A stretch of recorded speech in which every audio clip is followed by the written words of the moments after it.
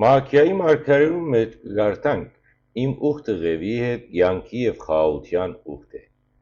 Այս ուխտը իմաստավոր է քահանայական պաշտոնի հիմնասյուները։ Աստված ղևիին շնորհեց ոչ թե իշխանություն կամ աշխարհիկ դիրք,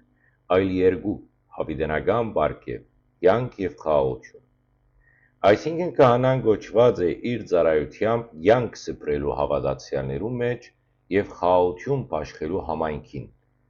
Ան պետք է լա ոչ թե բաժանող կամ խորովարար կամ կուսակցական կամ քաղաքական ուժի պատկանող, այլ սրբող և հաշտեցնող։ Այսօր սակայն տեսանք հակառակ երևույթները՝ եկեղեցականներ, որոնք իրենց բերաններով ճշմարիտ օրենք չեն քարոզեր, այլ շահախնդրության լեզու, քաղաքականություն։ Մարգարեն գսե.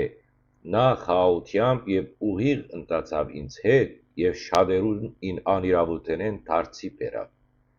Այս է Հովվի իրական առաքելությունը՝ դարձի բերել։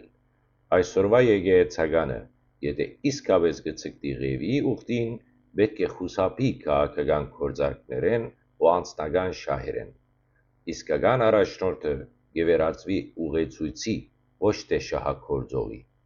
Այս է Աստուծո ուզած օրինակը։